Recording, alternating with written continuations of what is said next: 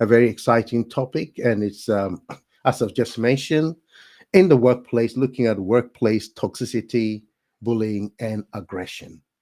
And to take us through that today would be none other than the very noble, experienced, enlightened human resource consultant.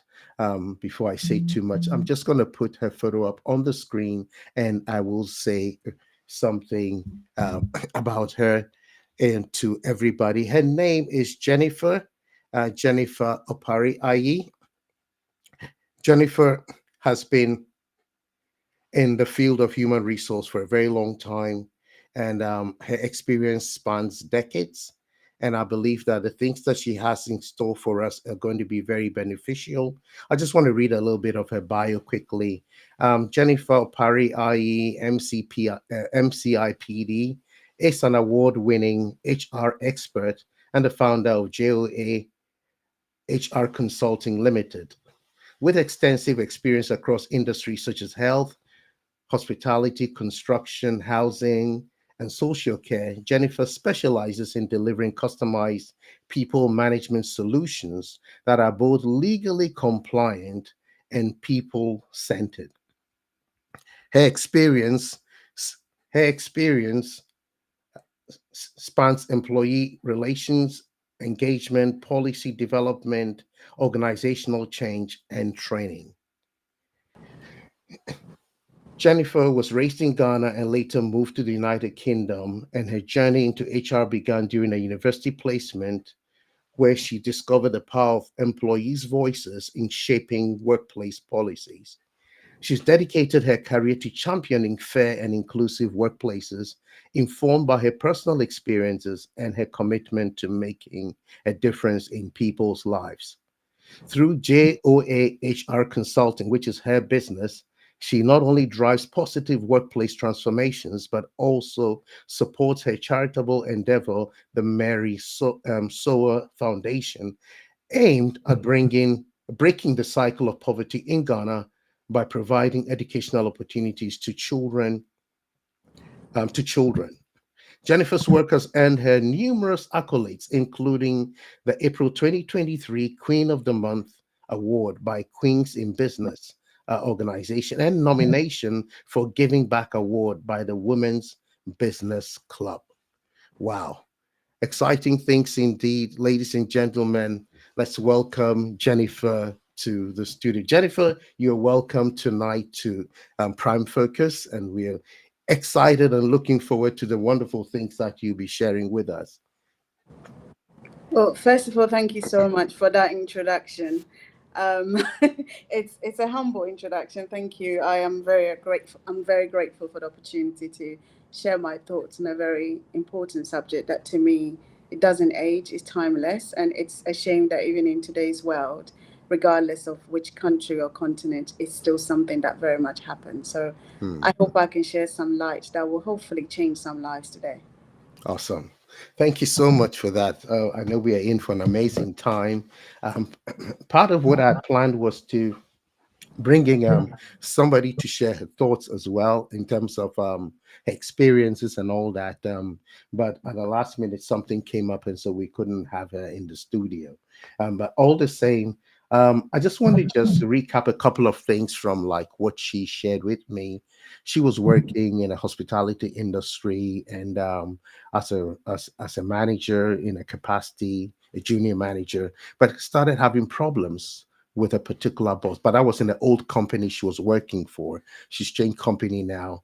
But she said at a point, because the demands were so much, she's very hardworking, she works well with her team. But this manager really gave her a hell of a time until she was almost going mental. And she thought, should I drop the job or what should I do? And we had a nice chat about it. Obviously, I'm not an HR expert, but just from my personal development coaching background, I was able to share a few thoughts with her. I know she probably will listen in on this later, as are a couple of other people who are interested in the topic. So, I mean, shall I say that many people sort of go through these things, but sometimes they bottle it up, they don't say anything to anybody and stuff like that? Unfortunately, that appears to be the case. I think I just want to, first of all, acknowledge what this lady has been through, because I know it's not easy. And just really stress the fact that even when an individual chooses to move on, the legacy of that experience, it lives on.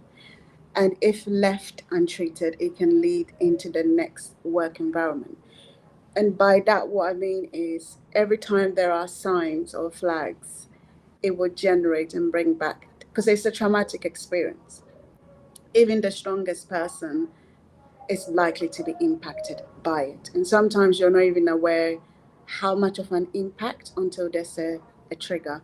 So I do hope, I know you're coaching her, that, the coaching carries on, that she gets to a point where that feeling doesn't necessarily generate a negative reaction from her. But in terms of people staying and internalize that experience, there are several layers, and it's like peeling back an onion, basically. So you can get an individual who may, for example, not speak out for a number of reasons. So let's take, for example, somebody. I'm going to use the UK as an example. Let's say somebody came from abroad; they were recruited from abroad. For them, the loss is greater. So they're thinking through, if I speak, what does that mean and where would that lead? It may also be that they don't know the UK laws or understand the HR policies or know exactly where to go to get help. So they're not empowered to get that help. Even if they do, they're thinking through, things could get worse, and that could stop an individual from speaking out. Even if they don't come from abroad and they are born and raised in the UK and they know the laws and everything, there is also fear that can restrict you. So it could be fear of, maybe I could be isolated even further, because let's face it, the issues we're talking about can lead to the survival spirit, where you can get individuals that will side with the aggressor, because then the spotlight isn't on them. The person is unlikely to pick on them. So if they side with the person, even though they can genuinely see the impact of the person's behavior, leadership, and it's not always people in leadership, the impact on the individual, for them it's like, well, I don't want to be in that position. So I'm going to choose to stay on the winning side, so to put it. So the layers of why people will keep quiet are many. What is often not seen is the damage that, this internalizing your experience can have, and it can go as far as mental. You can have a depression from it. You can have stress from it. It's really real, and it's not something that can be taken for granted. Because when people are worried about the threat to their livelihood, whether you're a single income household, so there is, no other income, no husband, no partner, so, it's just your income that pays your bill, that fear is real. Whether you're in a relationship, married, more than one income because you're relying on a partner, that could also have an impact, because it's not just a case of, oh, I'm okay because my husband will bring in an income. It could be more than that, because if you're spread thin financially, then there could be a restriction here. So one of the things I like that I feel is not often addressed or perhaps thought is to ask individual, regardless of what situation you're in, or not even wait to get into that situation, always think about having more than multiple streams of income. And I think sometimes when you mention the multiple streams of income, people think, well, I need a big investment to be able to do that. And that's not often the case. And I've been a victim of that, where I've find money, borrowed money, put into various things, and it's not worked out. So I'm not necessarily saying that this is easy, but I find often what we need is right in front of us. So I'm going to borrow some of my grandmother's words of wisdom, which is the name, she's actually named after the charity Marisoa Foundation. So she always says, when I was growing up, that you must learn to eat from the hands. And by that, there must be somebody that can bake a really good cake. Somebody comes to your home and they're always praising you. Well, turn that into an income. Do you know how much it costs just to pay for a birthday cake? And sometimes what you've paid for is the decoration. The cake actually doesn't taste very good.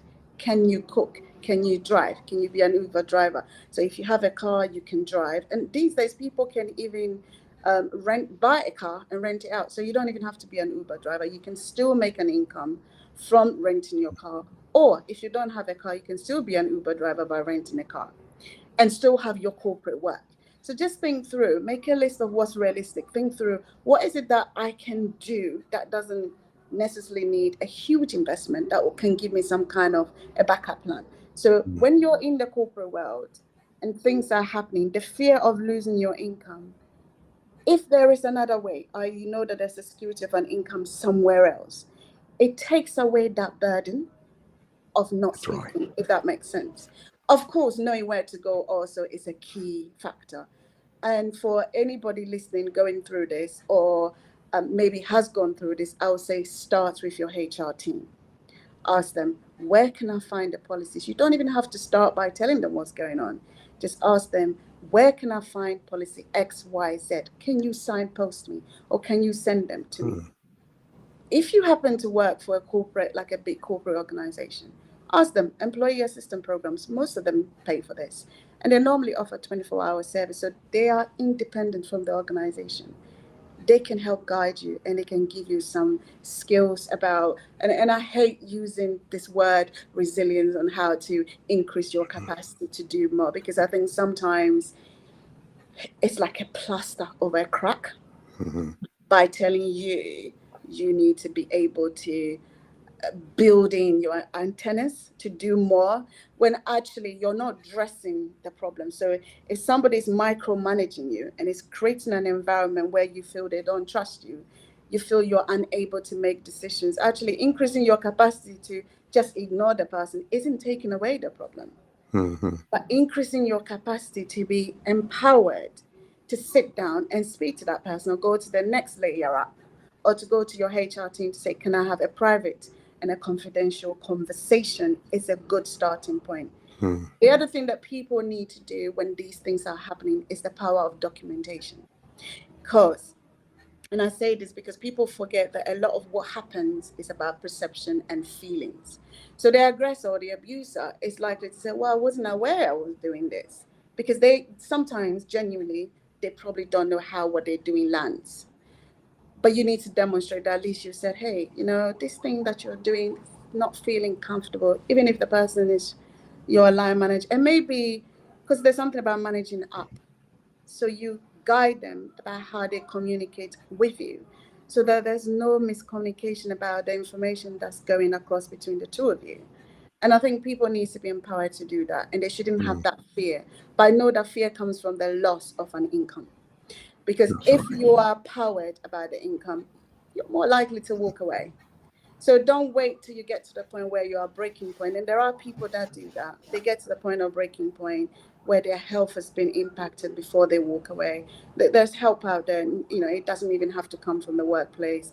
If you live in the UK, you can call Citizens Advice Bureau and say, are there charities? Are there anywhere I can go? This is how I'm feeling. So don't own that experience alone. The other thing I was saying, it's not necessarily popular when I say that, be careful about speaking to your loved ones. It's not because they are bad people or they will give you bad advice.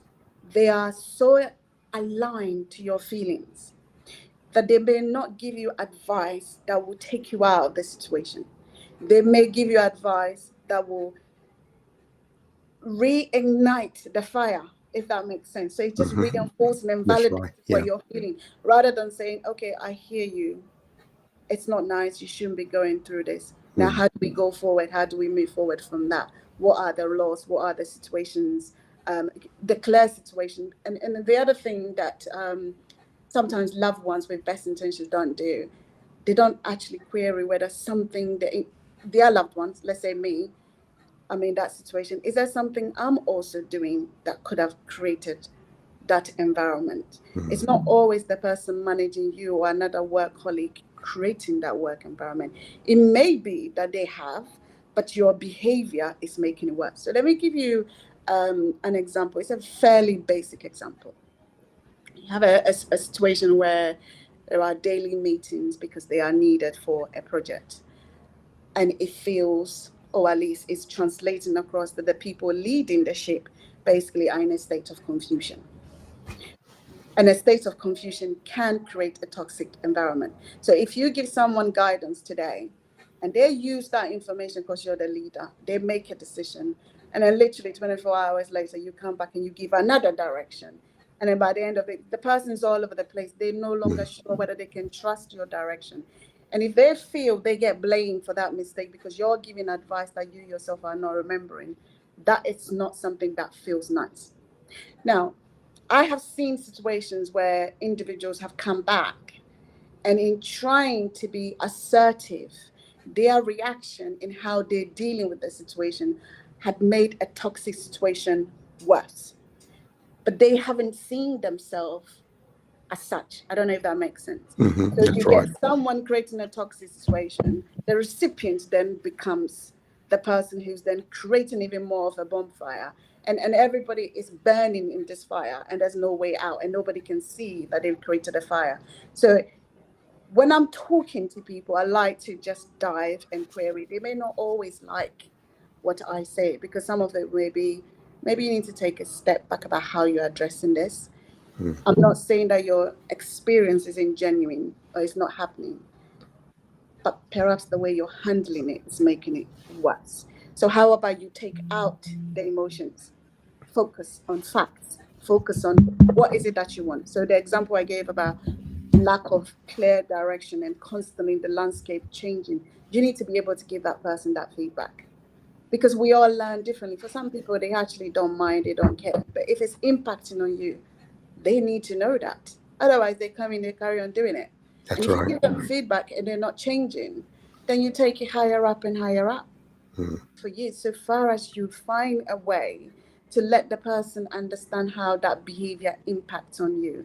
And again, I'm cautious of trying to make this sound so basic and so simple. It isn't. I'm a person that I describe myself as somebody that has a delay reaction. So when events are happening, I don't tend to react in the moment. I may say all the right stuff, but what I'm actually doing is processing the information as they come to me. And then I want to walk away and really focus on reality, facts, feelings, and separate them and ask myself, well, what is it that I want out of this? So sometimes it can take me 5 days, sometimes it can take me longer before I can come back and approach a subject. And it's something that I'm still working through, because for the individual, they probably think, oh, but we've had this conversation, we've moved on. But for me, it's like, well, actually, no, I'm now at a point where I'm comfortable to address it, because I now know what I want out of that conversation. I'm okay with that, but I know that it's a work in progress to make it a little bit better than how it is at the moment, because I definitely don't want people thinking away that a conversation is closed when for me it isn't. So even if it's to say, look, I need to reflect on this and I'll come back to you when I've sorted out in my head what a win looks like to me. Because for everybody, a win will be different. And the other thing I need to say in my experience is, quite often, even when people raise queries of concern and you say, what outcome are you seeking? They actually don't know, because they're like, well, I've just given it to you because I've raised a complaint over to you. I'm like, that's great. But you have to understand, I'm not saying don't make a complaint. A complaint is just a journey. It's the very start of the journey. And along the way, that individual will see in black and white what you are saying about them. And you have to allow them to experience some negative emotions. So before you can both walk together on the same lane and be smiling, that person will have to go through a roller coaster of emotions, and it will be a bumpy road before you get to the point where you can ask, can we now have a mediation, now that you know how I feel about you as a result of the things you're doing to me, and you've had time to process it. You may agree, no agree, but how do we move forward? Moving forward doesn't always mean you will be best buddies. I've worked in situations where one person has to be moved because clearly the relationship is broken beyond repair. Coaching, mediation is not going to fix it. You actually have to separate the individuals for both their sakes. I don't know. Again, I'm checking in if That's right. No, it's great that, I mean, you're already hitting some of the lines that I'm looking forward to us looking at. I think I wanted to also help people a little bit, because some people say, well, bullying, I thought that only takes place in maybe schools and places like that. So some people, as you said, either they just decide, you know what, I don't want to focus on me, I just carry on. Maybe this is how the culture is and all that. Some out of ignorance would allow certain things. At the same time, to the other people who don't even know that they are being the word is not exploited, but they're being bullied, or somebody's being aggressive towards them, or it's just natural. You know, people from this area, this is how they behave and everything. They're loud and all that stuff. So my question here is that how would you define bullying, aggression, and toxicity? And what are the key signs that employees and managers key signs they should look out for? I think it's quite a lot in terms of signs that you should look out for. Micromanagement can translate as a sign of bullying, especially when that micromanaging is directed at one person. It can also be directed at a group of people. What micromanagement does, it makes the person who's the recipient feel as if there's lack of trust. And what I always say to managers is, I've been in a situation where at least a senior person was being paid in excess of £1,000 a day. And literally, I feel as an observant that everything they need to do as a leader is being informed to them. So they were disempowered, I think, to do their role. Now, to some extent, it felt like the person was kind of comfortable with that because there's lack of accountability, if that makes sense. So they have to Yeah. go along with that. But there are also some leaders who are perhaps at the start of their career that they're like, well, you recruited me to do a job. Surely, unless I display to you that I'm not capable, I don't have the skill set, there is no reason to have that constant watch and constant micromanagement. So the impact is in different layers, depending on where the individual is. I talk at the beginning about survival. So that particular example I gave about the person maybe being happy to drag along because lack of accountability. Now that's their way of surviving, because they're like, well, the person is less likely to micromanage me if I just go along with what she wants and she tells me what to do. I'm going to retire soon anyway. It doesn't matter much to me. For other people, it's about self-esteem, regardless of where they are in their career. For people like, well, I've got a master's degree, I've got extra qualifications. I get up, I leave my work, I come to work. I want to do a good job. I want to show something for it, and I need you to allow me to do my job. So that can translate as bullying, because if you're constantly on that person, have you done this? I told you to do this, but I want you to do exactly how I would do it. It's about the outcome That's right. and how the outcome looks rather than the process. So it's not about how the person does it or you do it. It's about, can they deliver? And you as a leader need to focus on the delivery and the quality of the delivery rather than the process. For some people, the more you micromanage them, the more they feel disempowered, the more they feel stressed, the more they feel bullied. So I would say micromanagement is one of the signs to look out for. And obviously within micromanagement, there are various degrees or layers. If you feel your manager don't trust you, so let me give her maybe a wild example. I say, oh, I don't know, I'm going to be working from home. And my manager keeps checking on me during the course of the day. So what are you doing today? What have you done today? So they may have agreed for me to work from home, but perhaps they don't really believe I'm working from home. And if that happens every single time I say I want to work from home and they say yes, what is creating is almost as if I'm setting you up. So I'm going to say yes, so you don't think that I don't want you to work from home because other people are working from home. But I will keep checking on you during the course of the day. And that some of the layers of questioning I'll be asking is just leaving an imprint of, is there an issue here? I don't know if I'm making sense. You So are that's certainly. that's another sign of doing it. I've given you a deadline. That's right. Okay, deadline is 4 weeks away. By the end of the first week, you're asking me, so where are you with the report? Not that there's anything wrong with it, but it depends on the nature of the relationship.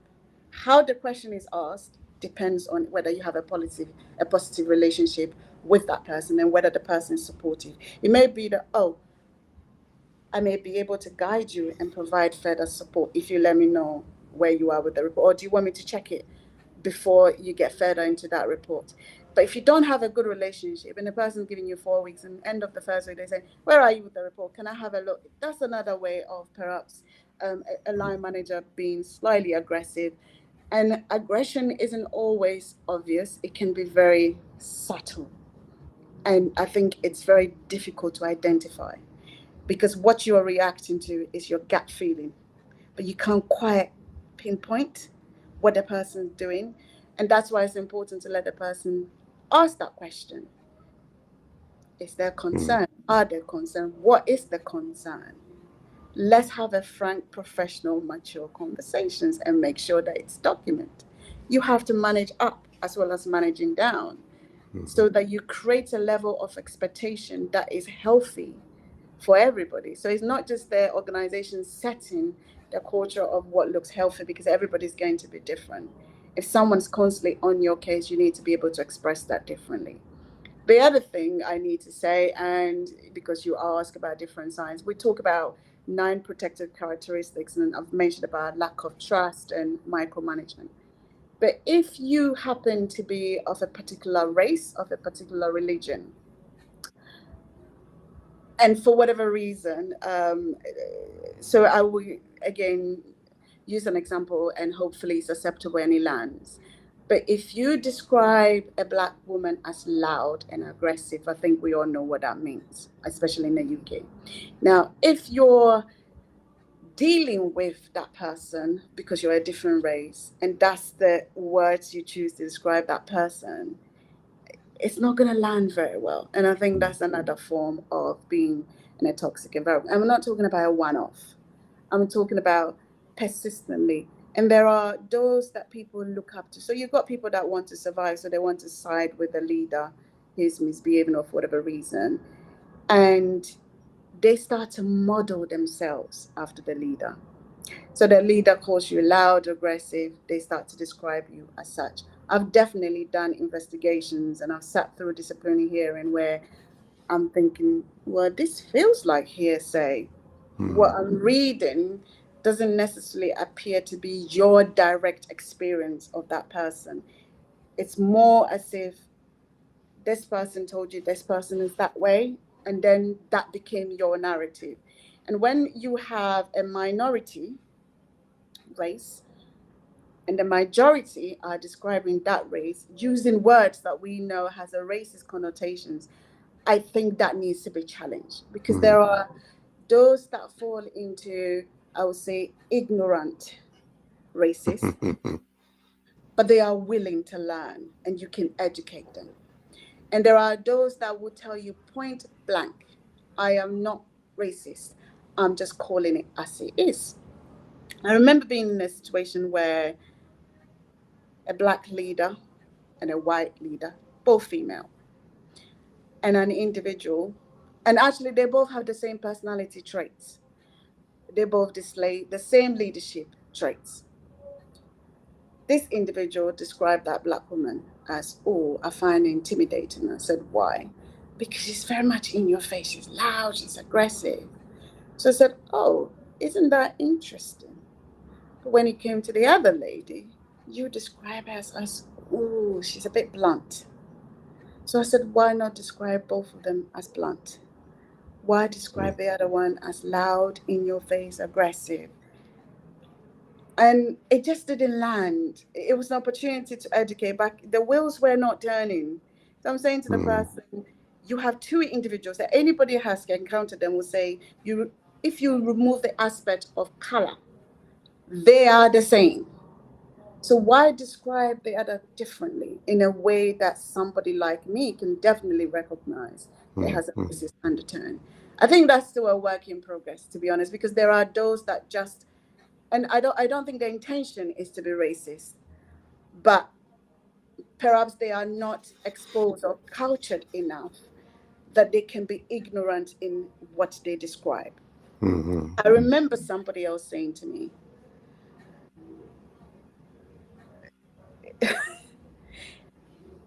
about another colleague, she eats a lot of smelly food. Now, that particular colleague is Black, of an African descendant. So I paused there. I must admit, I didn't challenge that because I was quite shocked and surprised. And this is a statement that today, to this day, has stayed with me because I'm like, well, yeah, I must admit, some of our food really smell. Um, I don't know who your audience are, but anybody familiar with tilapia, the salted one, I particularly think it has a very strong smell. Palm oil, when you're frying it, has a particular strong smell.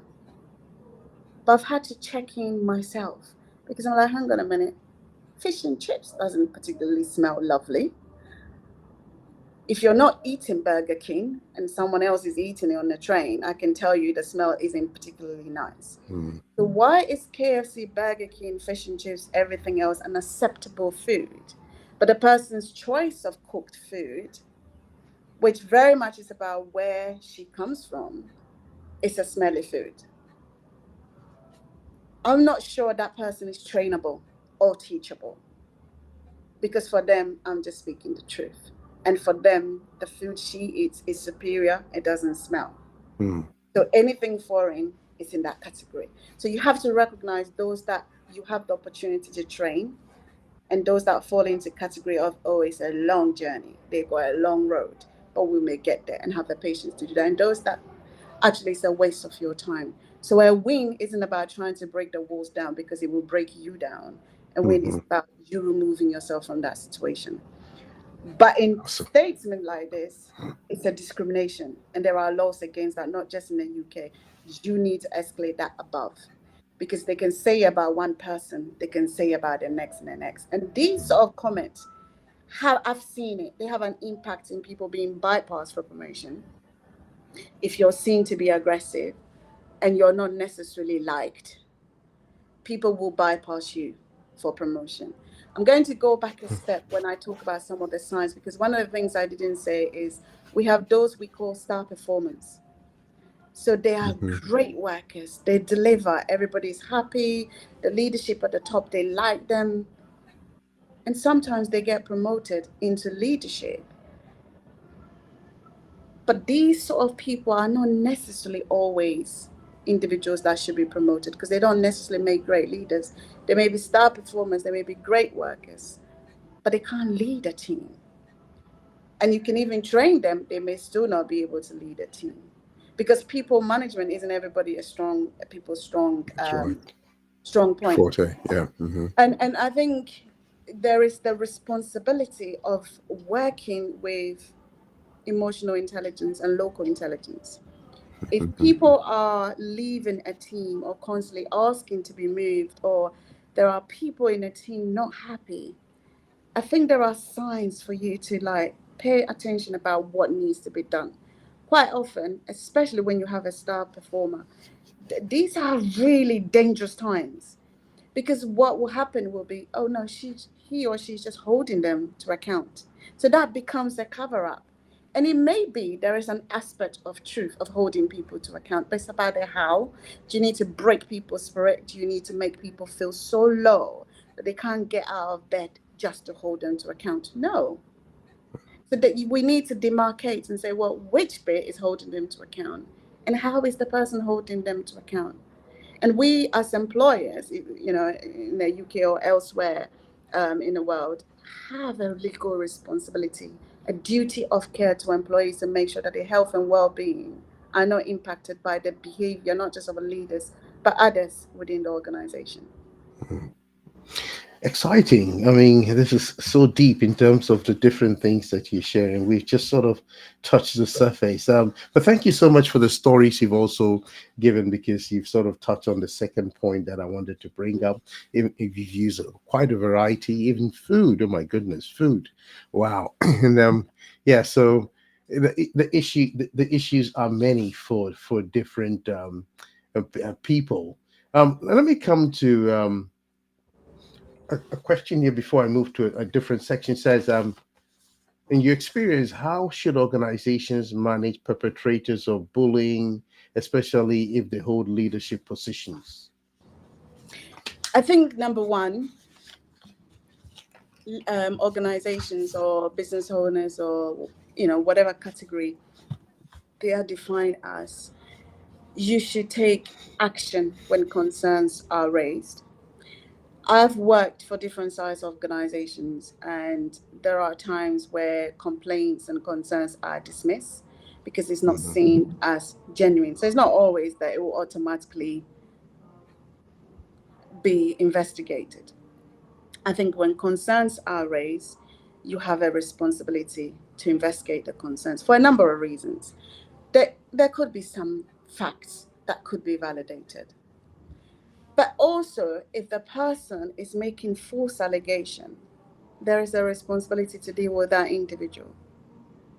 I don't know if that lands. So it's not always Interesting. because Right. Okay. somebody's making a concern about someone else that they hold all the power and that means everything is right.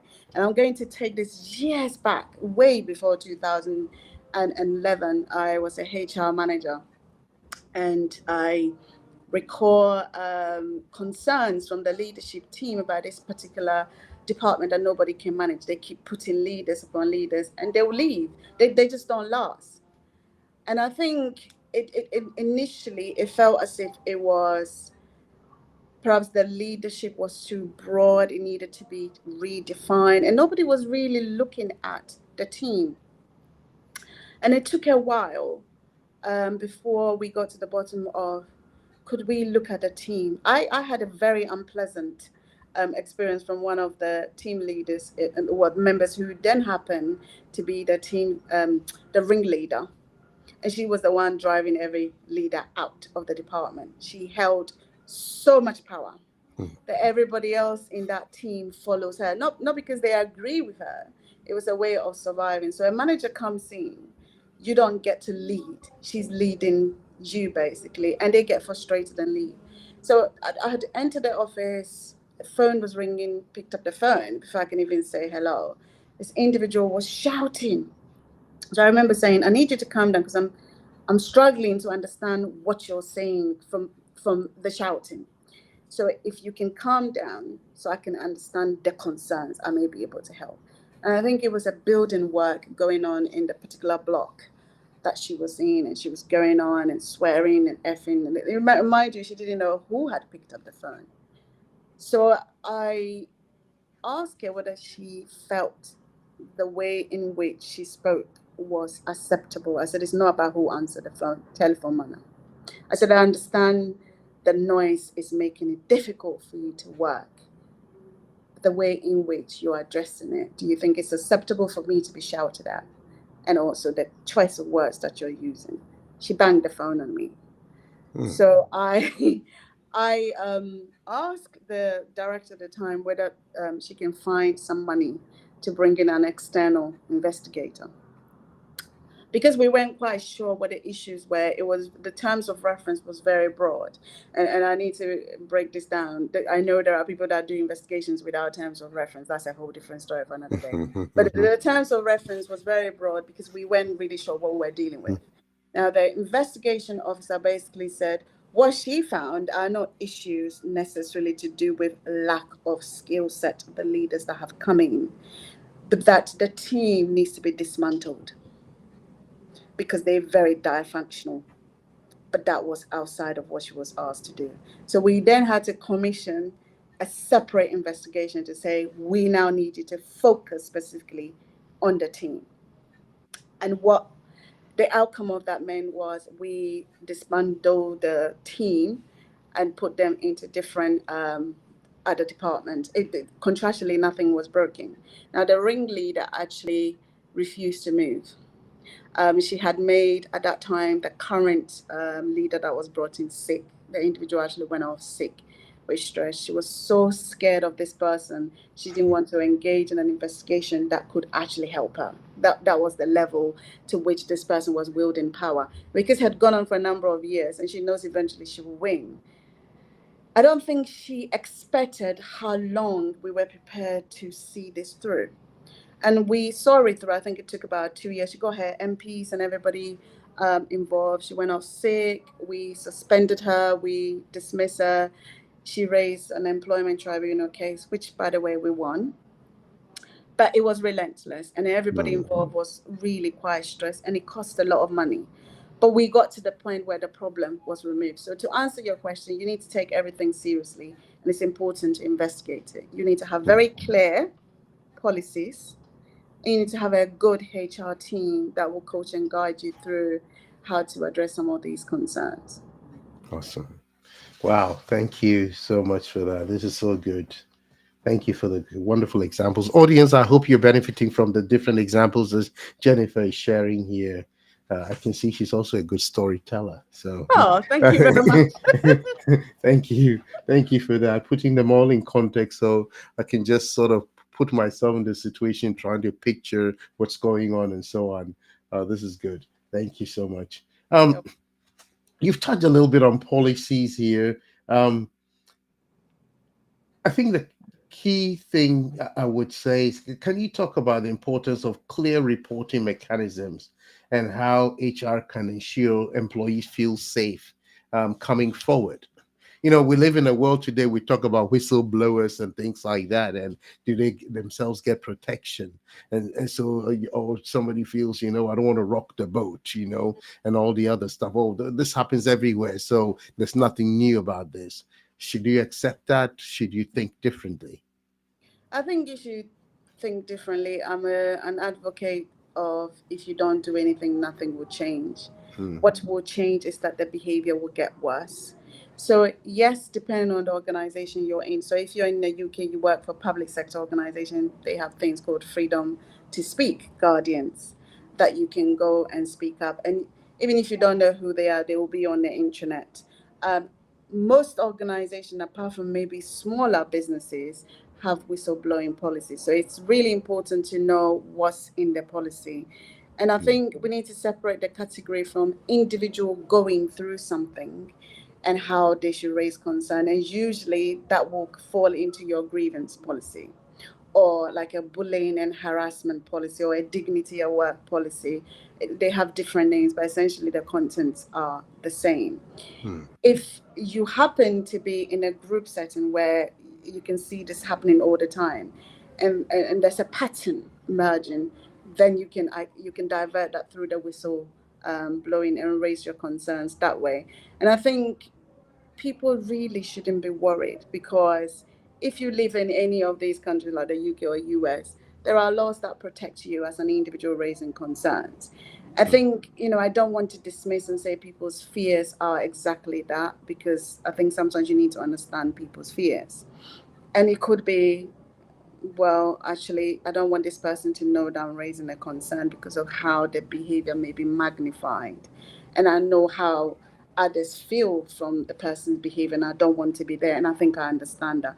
But you need to, first of all, know who your freedom to guardian or freedom to speak process is within your organization. If you're in a smaller organization, then the layers of escalation, if it's the immediate line manager, go to the person above. And if both of them, then go to the above and above. Sometimes it's trickier when you have a very, very smaller organization and you don't have the layers. Then Hmm. I would say if you fear that, there could be a repercussion, then you should just put it in writing without your name on it. Send it Hmm. anonymously to them. And if you're the employer listening in, when you receive it, you can commission an investigation. It just means that the terms of reference will be generic. Right. Okay. Uh, Let me break that down and explain that a little bit more. Because there is also what we call natural justice. So let's say I raise a concerns against you. It is natural justice that you should know exactly what the concerns are so you can respond. Now, when someone raised a concern anonymously, today's the day that I actually can't say this word. What Mhm. he's doing is he's denying that person the right to know who exactly has raised the concern because you don't know the specific instances where it happened that you can say, oh, actually, I agree or I don't agree, and here's my evidence to support that. So when I say generic, it means that you're going in and not necessarily focus on an individual, but maybe you can look at leadership as a whole rather than Hmm. the individual being a bully, if that makes sense. There is a way in which you Yeah. can look at that leadership. And from that investigation, you should get some clear evidence that you can then focus the investigation on that person. Hmm. Good. Good, good, good. Wise suggestion there. For anybody listening and you find yourself in that tricky scenario, that's good advice for you. Right. Should leaders lead by example? Will that help in reducing and preventing toxic work environments? And maybe to add to that particular question, sometimes people see you mentioned the word harassment there, which has some relationship a little bit. Sometimes people can empathize with somebody being harassed or bullied, but they don't speak up. Should they also speak up in a way or offer support to that particular person, something like that? Yeah. Absolutely. We all have a role to play. So Mm, you can see something happening. It's a duty to speak up. mm, And that's why I said about the survivors. People will see it and they may choose a side, not because they particularly agree with it, but it's a way of surviving. But mm, it's not necessarily, I understand that from a human perspective, but it's wrong because all you're doing is encouraging a culture where the individual's behavior is not held to account. And when someone is not held to account, that behavior is part of them. They don't know any different, or they lose sight of what's right and what's wrong. And then it becomes the norm. The next generation, I'll call it, or the next cohort of the people that come in, they learn what's already in place. And it takes a long time to mm, change the dynamics, to change the culture of organization. According to evidence, you're looking at 3 to 5 years. I would say sometimes it's longer, and sometimes the cost is even more because sometimes you have to dismantle a whole team. It's not just a case of we're going to come in and bring in all these experts and gurus and things will be fine. You find in bigger organization the easiest and sometimes the best options to say this team is no longer functioning, so we need to disperse them, break them apart into other areas because they've learned so much of a bad behavior that if you take the bad seed out and you take them into a good environment, they probably follow the majority, isn't it? So to mm. learn from example, I think we need to be very careful because you can also learn from a bad example, but Example. definitely call things out when you see it. Mm. Okay, great stuff. Thank you on that. Let's come to support for victims and perpetrators. Yes, speak up if you can, but not everybody will feel they are strong enough to be able to do something like that. And I like the advice you gave at the beginning. I know you and I had a brief chat before, and that's the first time I heard somebody talk like that. When you're going through things, the reason why people go through stuff for too long is sometimes they haven't made any other arrangements. And so it's like, you know what, the bills must get paid. So no matter what it is, I'm just going to try and be resilient. Maybe it's my fault, and start blaming yourself about little things there. So in looking at support systems, what sort of things can a company put in place to help people, uh, rehabilitation, counseling, in any such things that are available in places? Mm. I think sometimes people think support has to be something really complex and really Mm, expensive, and that's not necessarily the case. And I'm particularly not just thinking about big businesses, but it's also small businesses. So you can have, some people call it champions, whether you train up mm, one person where there is a non-judgmental space for that individual to be able to, because sometimes it's just a case of being able to have an outpouring, an outlet where you let off. And mm, for others, that is enough. There are companies that can afford to pay for an employee assistance program. I don't think they're costly, but again, it's about a financial envelope. There are also charities, especially if you live in the UK, that you can, as an employer, can reach out and partner with them, scope it out and find out what support they can offer to your employees. It doesn't have to be costly. It doesn't have to be expensive, but also don't make it a paper-based exercise. mm, Every mm, time something mm, mm, happens, oh, here's the policy, get on with it. Here's the number for EAP, get on with it. I think they are great. They're a starting point. But managers have responsibilities beyond just when they're doing the one-to-ones. Tell me what you got to do this week. Use the opportunity to really check in. And it's okay to find out from the person what they need from you if they're going through something. And make sure there is that level of trust. If somebody feels that this is just a ticking question, so that you can say you've asked the question. They're not going to open up to you. So mm, support, I think, comes from different angles. But I think when you have these things in place, there are, in my experience, organizations that are guilty of not doing a review. They'll tell you they have it in place, but it may not be serving the right purpose for your business. Or maybe it did at one point, but if the landscape has changed, then the support needs to be redefined and changed so that it's a targeted to that audience. mm, If I switch it this way and not use the toxic workplace environment conversation, but let's think at one point a business had 50 plus employees, or majority of their employees are in that range, and all the policies about perimenopause and menopause. And then 5 years down the line, what they have is a lot of employees in their 20s and 30s. Well, that policy is not fit for purpose because they're not at that point. It may help them to start thinking through before they get to that stage. But what they probably need is, especially if they are at that point preparing for childbirth and perhaps going through IVF. So it's about knowing your employees and also reviewing the support to make sure that it is working. And maybe 6 to 12 months, for a big organization isn't a bad place to start, especially if you can tell that the landscape of your employees are changing because people are retiring and new people are coming in, not necessarily in that age group. right, right, right, right. Yes, very insightful there. Thank you so much for that. Um, I know you've touched on this already, but it's still lingering in my thoughts, where HR deny there's a problem or because the person is a power player and they don't want to touch it. What can an individual do?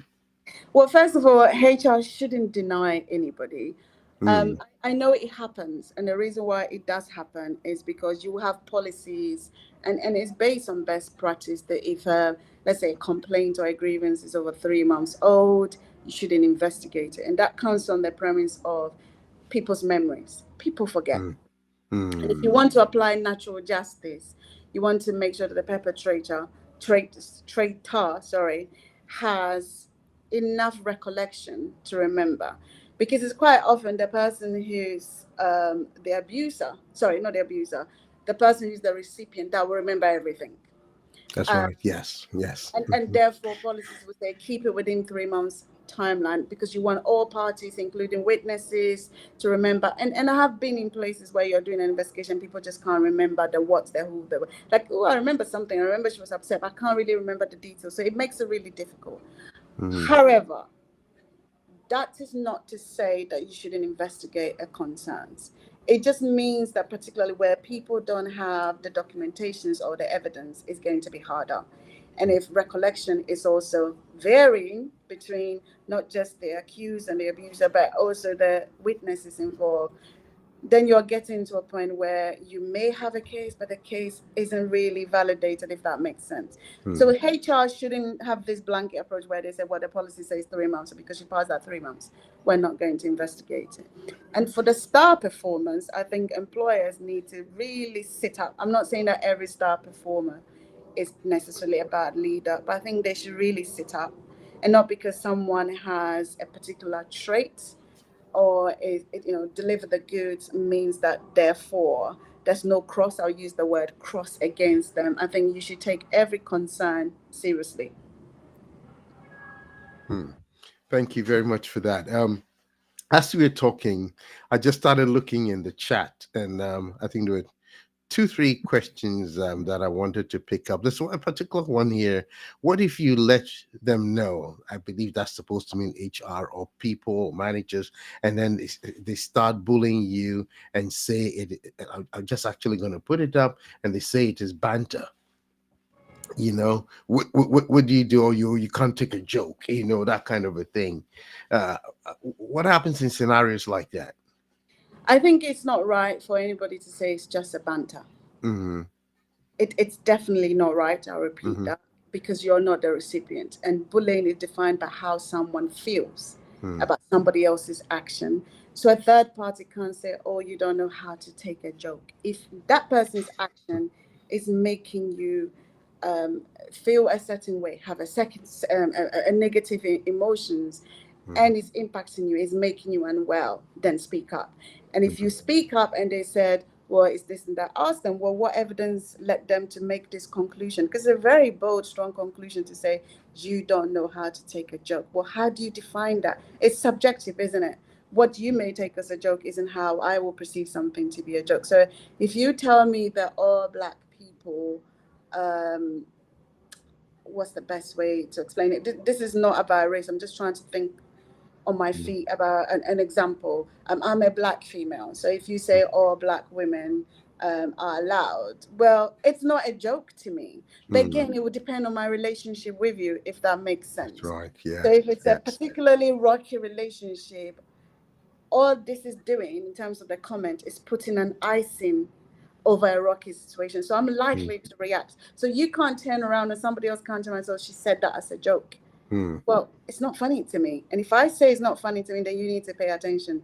So if mhm, somebody, whoever put a question in the chat, find themselves in a way where they say it's just a banter, I think they need to push back. They need to ask them to evidence how they'll conclude that, especially if they're saying this is how I'm feeling about it, because mm. definition of bullying is very clear. It's about the recipient.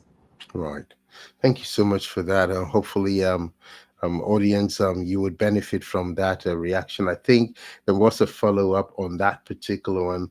I'm not sure if I understand the question properly, but it says regarding employee tribunal, the money the organization spent, do you ask for the person to pay for the legal fee?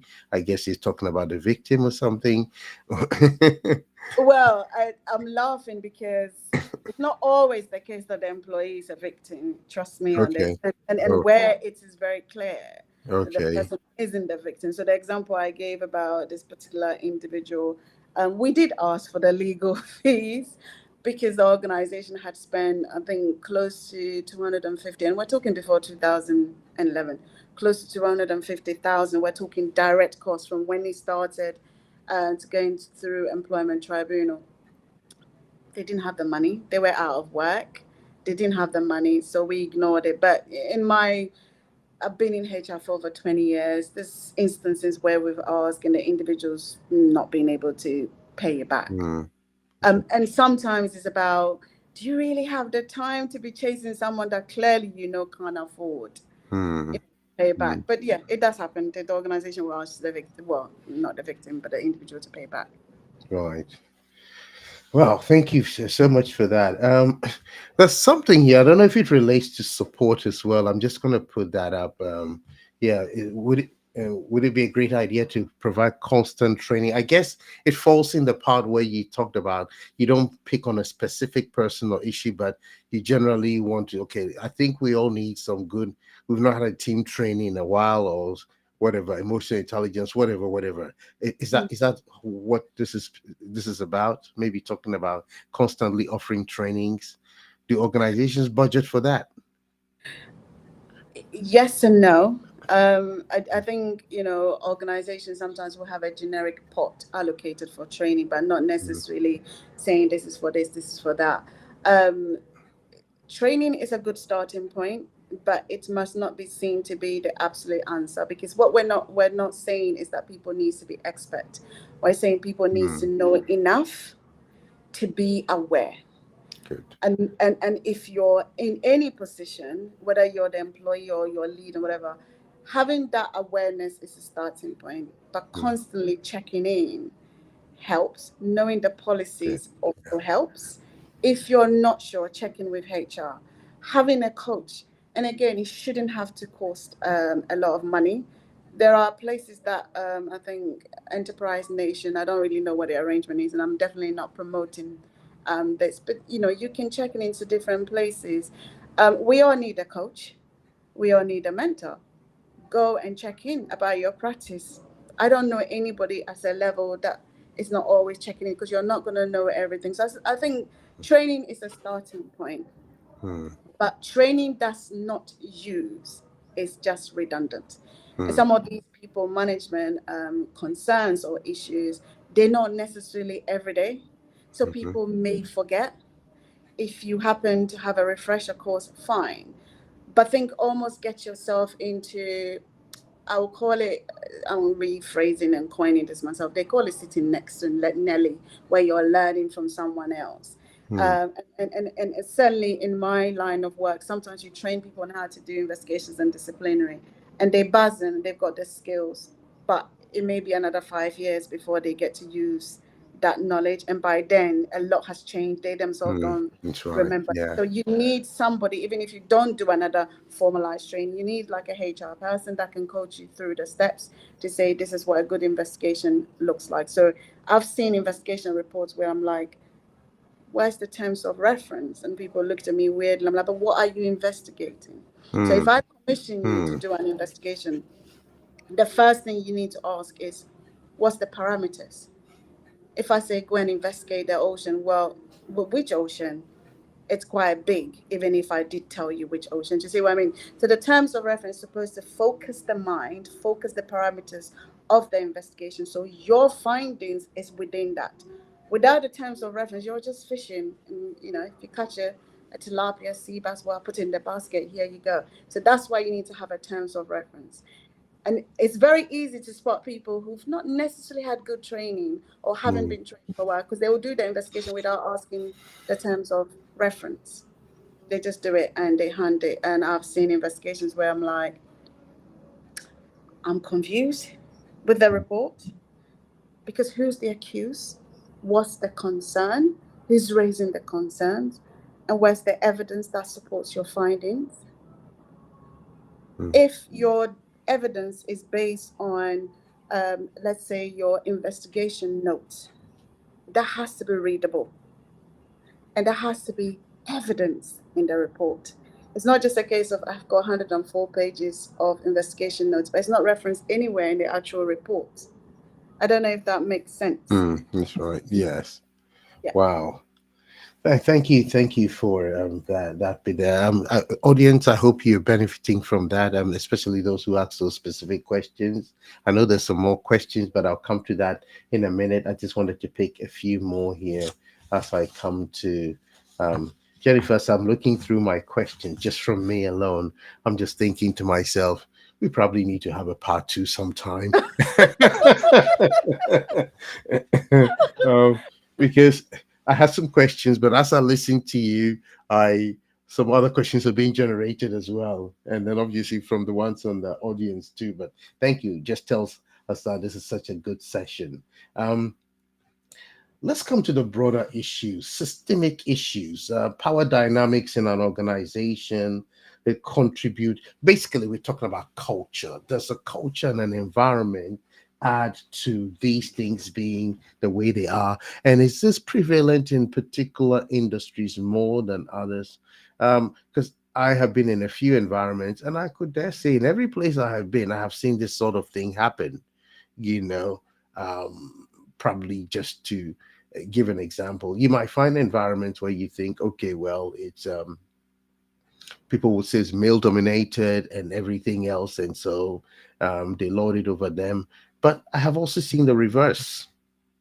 Yep, I have seen the reverse, and it's an interesting one. So, do you think there's a culture or power dynamics at play in many workplaces, and should that change? It's a very difficult question to answer, in the sense that it's not one blanket approach. Right. The Okay. best way I will answer that is, I think we underestimate the strength of human emotions, because it's what creates the culture dynamics and the power dynamics. It's about how people present themselves at work and how that lands to other people that can generate this emotion. And, certainly when I started in my HR career, it's all about the policies, the law, and everything. There's nothing about feelings and the recognition of the feelings, because they are the driver. And so to come back to your question, it's not about gender. It's not about the culture. Personally, in my experience, it's about dealing with the strength of humans' emotion. And where you're working with humans, they will always present.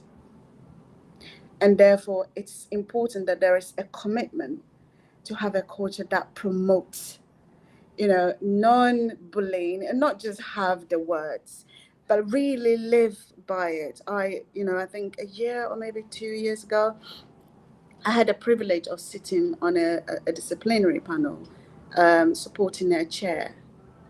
And I must say, it was absolutely a joy to see a company put their hands up to say, we thought we were ahead of the game. We were the game changers. We put things into place because we want to be trailblazer. So before George Floyd and all that movement, we had done a lot. Actually, when that happened, what it exposed is that there is a lot more to do. Hmm. So we started to go back and unpick and review what we put in place. Because I think at the time they made the changes, they didn't really have people of color. But they started to recruit people of color, and obviously we had an issue that went to a disciplinary hearing, and that was a concern from somebody from a people of color. And the reason why it was a joy to work from them is that they said to the person, "You're right. Hmm. We want to fix it, but we recognize we may never understand you, not in terms of we're not on that page. We are not black. We have not had your experience, your lived experience. So we want you to work with us to get it right, rather than we pull things from what is seen as best practice and implement it. How about you come on board, work with us so we can get it right, so that we don't keep doing this?" And I think it's absolutely hitting the nail on the head for someone to say, "We got it wrong." It's not often I've seen this where they turn around and say, "We've got it wrong. We want to get it right." Hmm. It's often, "Oh, it's sorry, we're sorry that this happened. It's not going to happen again." And then it carries on. But I think when there's a genuine commitment, which organizations need to do, they need to have a genuine commitment to recognize when they've done something wrong, and then to own the mistakes and commit to make a change. It's always going to be a continuous learning process. Awesome. Yeah. Thank you. I like that continuous learning process. But it's great to hear that a company can put his own hands up and say, "We got it wrong, and we need your help." That's awesome. That's a very a good first step for many organizations. Let's come to the issue of because today work roles have changed. Today we have people working from home. You would have thought you're working from home. Well, nobody's actually watching you, but I think I heard you say they may be checking on you. I know somebody was sharing something with me a couple of couple of months ago about her daughter having a work scenario where they were able to judge that she hadn't been spending a lot of time on the computer. I guess they used technology to detect that, and that was going to be a problem. So obviously, as a mother, the mother was very concerned about that. You know, what should let me take it in two parts. What should individuals understand in terms of personal responsibility as well, and maybe not always put the blame on the organization? At the same time, flexi working, as much as people ought to be working, they're working in a remote location for many people at home, where there Mhm. could be other things. Could there be arrangements you put in place that make it easier? I remember this lady that was actually during the lockdown, and she had three young kids, Mm. and obviously the kids also were working online at the time. But the manager, she had a discussion with the manager, and the manager said, "You know what, instead of starting at 9 and finishing at 5, why don't you start at 12 and finish at 8, so you can give some time to the kids and Mhm. everything else, and then take care of that." Mhm. um what do you say to all that? I mean, about this whole home working thing. Listen, that's a whole kind of a week's worth of conversation, but let me try and break it into simple terms. I think I mentioned earlier, sometimes people focus on the process rather than deliverables and the quality of the delivery. Now, if this individual you mentioned is delivering the work and the quality of the work is good, and she's not missing key meetings, most reasonable managers will not care. The employment relationship is defined as we're recruiting you to deliver a piece of work and we pay you at the end of the day. Now, if the contract, let's say, says 9 to 5, and you want to be so rigid, you can force the person to work 9 to 5. I mean, we've moved past that stage now where, from day one, right, you can request flexible working. It doesn't automatically mean you get it, but it comes down to how rigid the person is going to be about the how. There are significant managers that will say, I don't care how you do the work. So for us, I know you're doing the work and you're delivering. So I'm not paying you to do nothing. But let's also go back to the employees of not abusing that flexibility and ruin it for everybody else. I'm going to touch on what you said about being monitored. I think people forget that you can be monitored.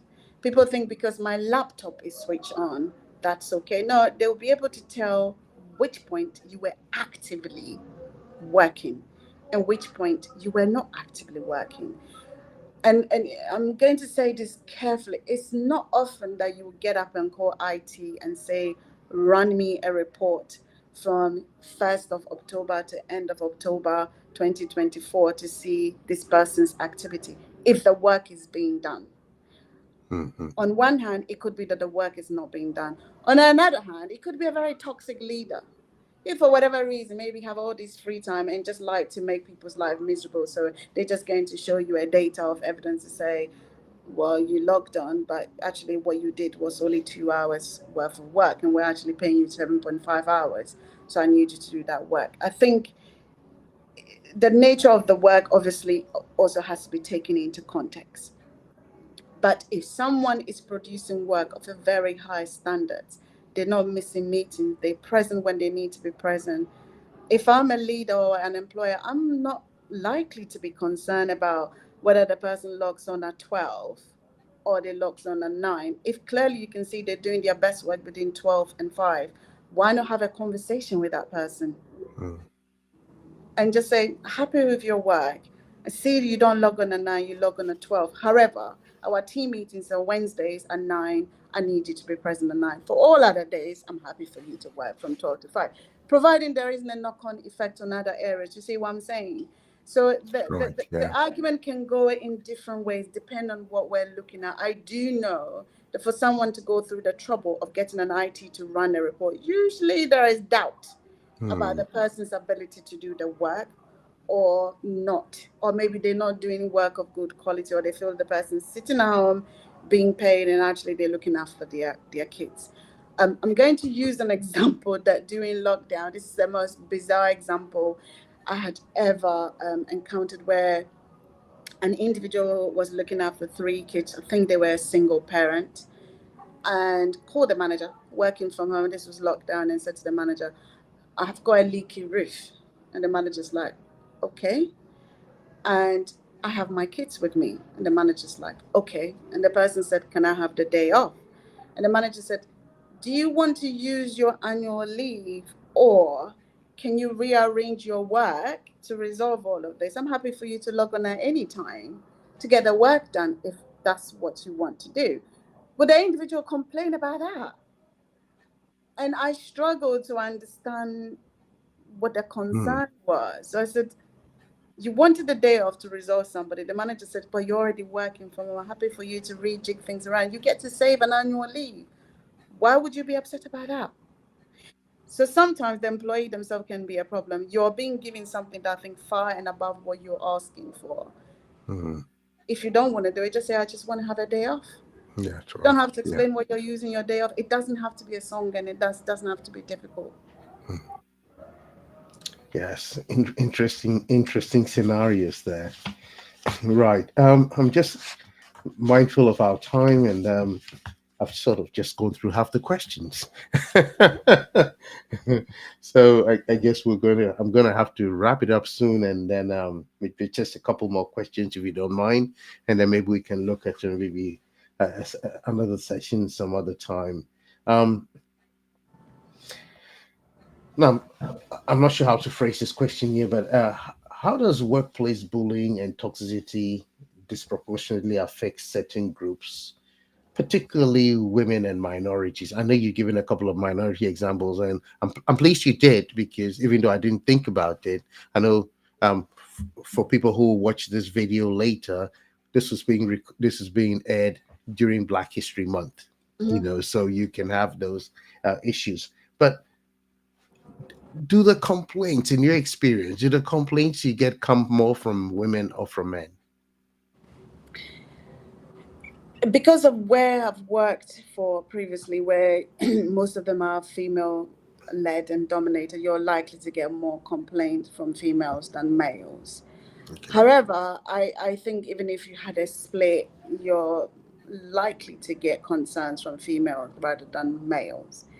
It may be a gender thing, um, and no disrespect to any woman, but we're emotionally led. So it could be some of that, and it could be maybe we're more outspoken, and maybe male also, men internalize things, and it could be down to Yeah. different factors. But I think it's even more concerning when you look at what your data is saying. If you're a large organization and you have a level of concerns, you should be able to log the characteristics, the 9 protected characteristics, to run a report from that to say, well, who are these well, not necessarily characteristics, but from your 9 protected characteristics, looking at where's the concern, is it more disproportionate? What does that look like? What does that mean? What do we need to do? So if men are not saying anything, every concern is coming from a female, you have males, then you should be looking at how dangerous it is if men are going through this. And maybe because Mm. men are naturally seen as leaders, and how they perceived maybe raising a concern maybe, or will make them look they're not speaking. What's the damage, and what can you do to make sure that men are supported? So it's not always because you got a data saying it's female, of a particular age, and it's black women, therefore you focus on that, yes. But if Mm. you also have, and I'm using an example because it's Black History Month, black male in the workplace and they're not complaining, look at a targeted support structure to focus specifically on supporting them, because it doesn't mean the absence of that means that they are happy, everything is fine. That's right. That's right. Thank you. Very, very balanced answer there. And I think I'm just going to take my final question. Before I do that, my goodness, I'm looking in the chat and I'm seeing a number of other questions.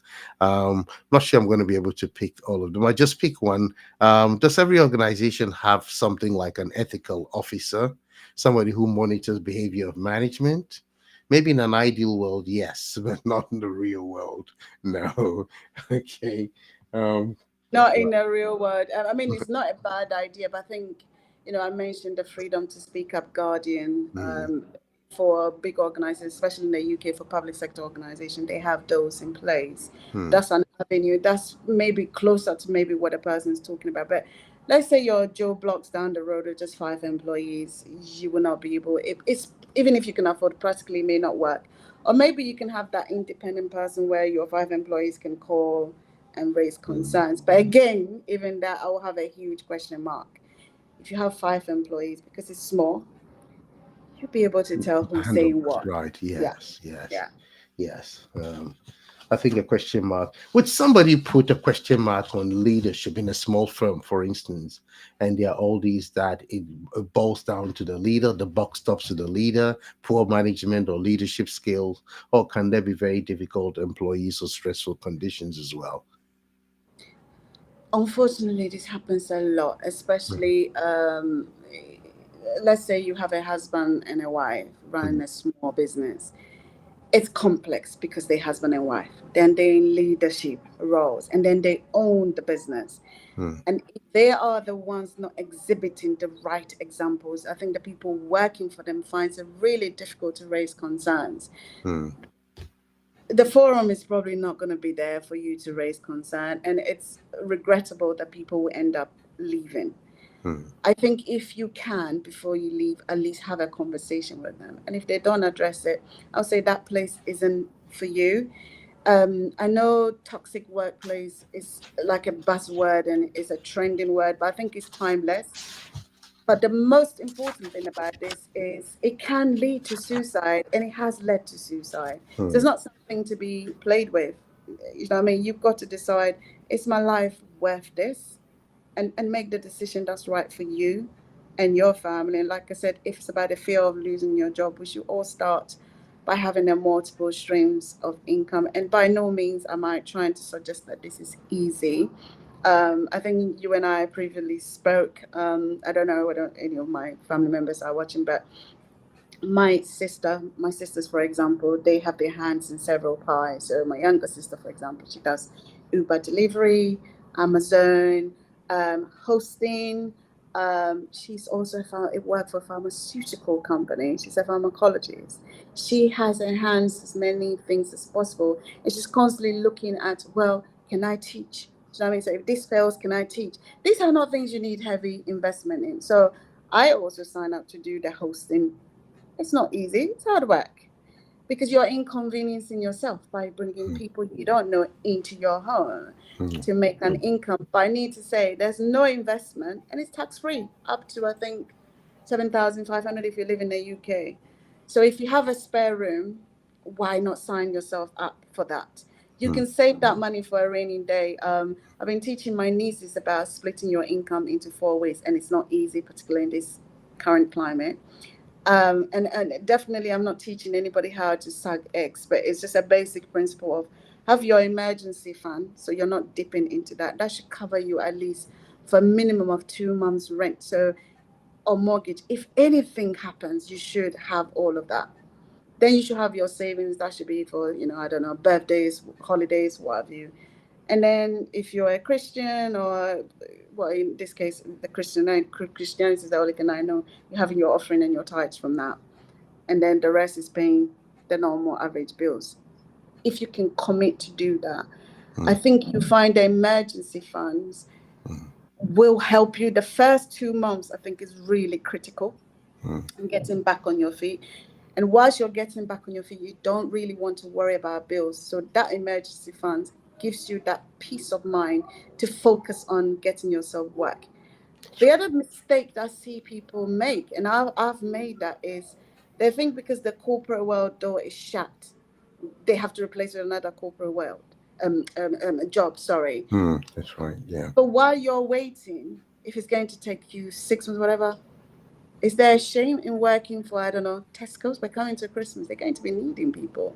As an opportunity, save up some money, put it into your emergency funds. So I'm not saying have multiple streams of income and be working all the time and not have any time to yourself. Just take advantage of the seasons and think about what is it that I can already do. Sorry, you're hearing this again. My gardener, the person who cuts my grass, is a retired policeman.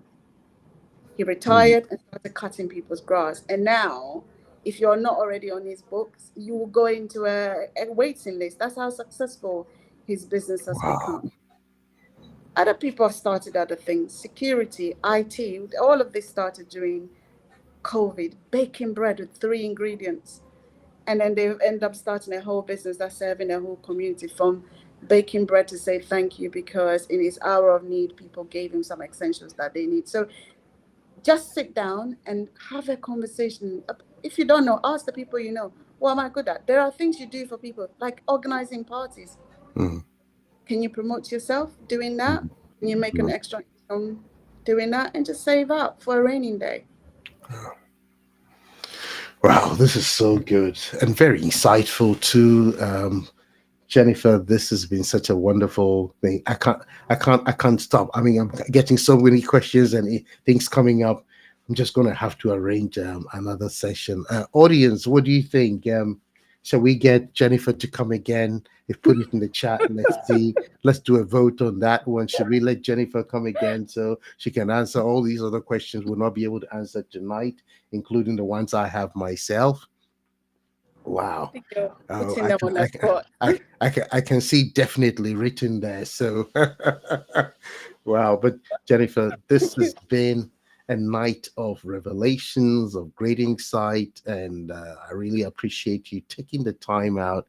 I know you're away on a business trip, and yet in the busyness of all that you're doing, you still took time out to come and do this. So thank you so much for doing this. And I hope you wouldn't say no when I come knocking again. No. Who knows? Thanks for In the sharing next few weeks, right? Yes. Thank you for Thank you. sharing your stage with me, and I hope that hopefully something I've said lands with somebody particularly struggling or going through it. And I just want to maybe have a final word, if I may, that if you've been through it and you've not sought help, there is a trigger probably waiting to happen at some point. So it's quite important that you get counseling or coaching, to help you prepare for when that trigger will happen, because that legacy feeling I have seen it manifest where the individual then become toxic because they've been through an experience where they start to watch the new manager constantly, or they take it to the new job, because there's our human behavior, the pattern that you've learned of being on your toes because somebody's not giving you that freedom is going to make you start off another journey nervously. Mhm. And it may not always end up in a bad way, but it will stay with you for a bit when you start in a new place. So I hope that they can reach out and get the help and support that they need. Right. Yeah. And on that note, I'm going to let you go. But Jennifer, what if people want to reach out to you? Some organizations, there'll be many who will watch this later on the different platforms, on the LinkedIn and all the other stuff. How do people get in touch with you? I hope it's not going to be a long waiting list like the one that the grass cutting consultant that you mentioned. I'm not there yet. I wish I can say that. I'm not there yet. So it's fairly easy to get hold of me. So I'm on LinkedIn. You can find me under Jennifer Opare-Aryee, and I can see my That's names on right. it. Your name there. That's right. Yes. Okay. I'm also on Facebook and Instagram under the same name, but I've also got a website, JOA HR Consulting Limited. So it's Right. www.joa-hr.co.uk. And if you email me, again, you can send an email to info at Mhm. joa-hr.co.uk. Awesome. I'm going to put that in the chat, in the description right after we finish this, so that anybody who wants to reach out, maybe an organization, you need that information, or you need her to come maybe speak to you or consult for your organization, please reach out to her. As you can see, she's more than a bag of useful information. So, um, audience, let's appreciate her as we as take her out of the room. And thank you, audience, also for joining us tonight. We hope that you've also benefited a lot. And please share the link with other people so they can also benefit from tonight's session. On that note, we bring tonight's session to a close. Thank you for joining.